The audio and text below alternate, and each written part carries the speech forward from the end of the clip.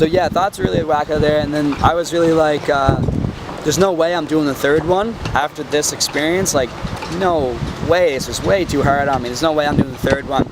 But by the end of it, when I was, say if I was like to become God, I was like, it's not gonna happen anytime soon, and if it does happen, I'll be like sitting on a belt, I'll be sitting somewhere out in the sun, drinking a cup of tea, and you just like slip right into it and accept that, like, you're alone and that you're okay with it.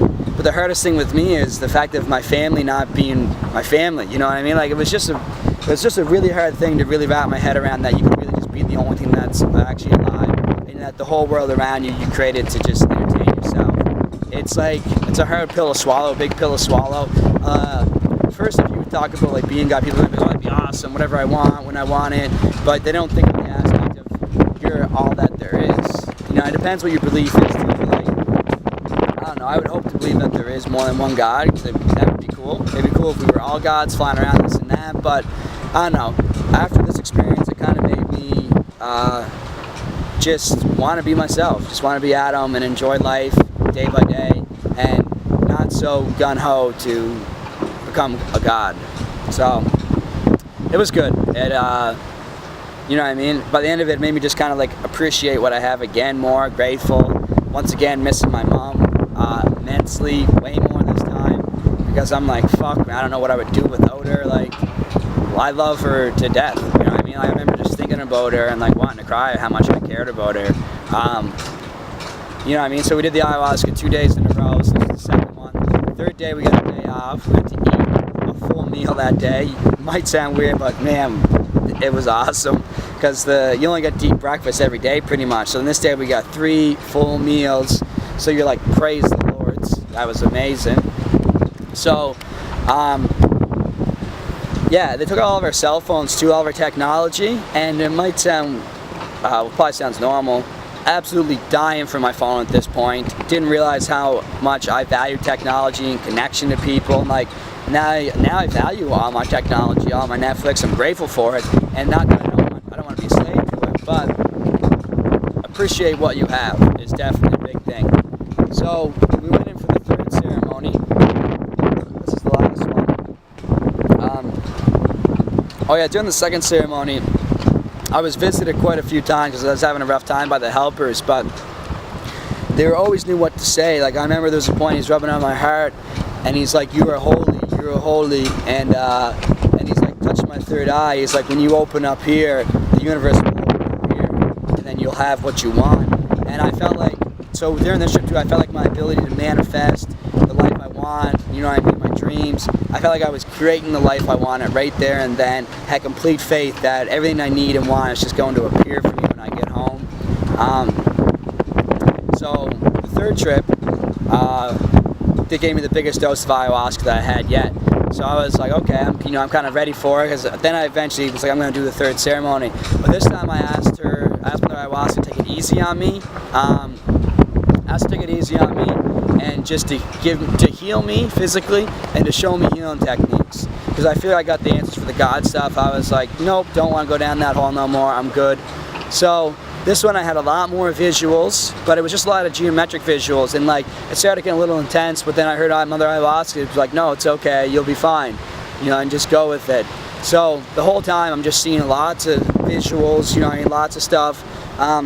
Something that was really interesting to me about it. So I'm like enjoying the whole trip this time. So happy, so delighted, and so I'm laying there. I'm laying sideways, and all these visuals are going on in front of me, and I'm just watching them and thinking.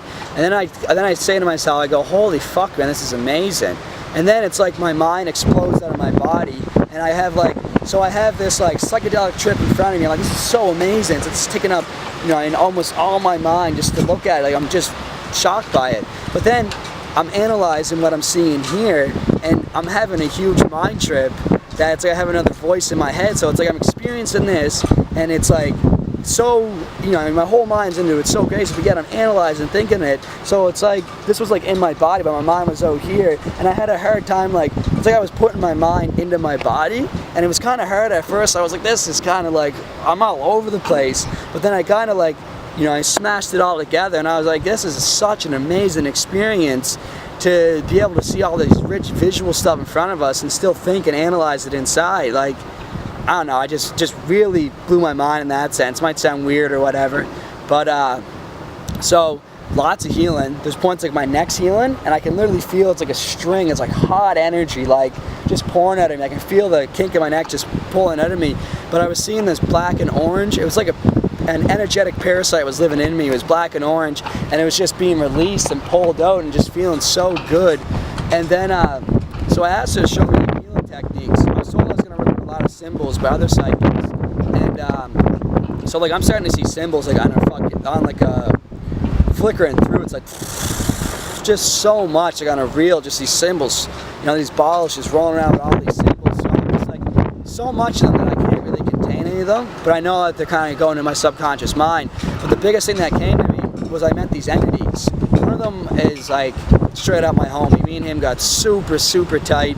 He's just like, he kind of just looks like just picture like a stick and all these tentacles coming out. There's a lot of tentacles, but the tentacles were coming into me, grabbing things that I didn't need and releasing them. But this one entity with like the octopus arms was coming in through my chakras, through my base, and he would stop at each chakra. I could feel these tentacles coming in and healing each one. So there was a point when he was on my sacral chakra, and that's about like thoughts, creativity, and passion. And I felt like my sexual energy was so strong that if a female even just looked at me, she could not resist me and stuff like so. You know what I mean? It just felt like there's a lot of healing going on there, a lot more of like self-worth and value. I had a few bad relationships that really hurt me. So a lot of releasing came from that, a lot of forgiveness. My first experience too gave me a lot more respect for women in general. I think women are like magical creatures. They're like a blessing from God. They're here to help men and help flourish this world. Like anything you give a woman, she makes it better. She makes more of it. So really embracing that aspect of it.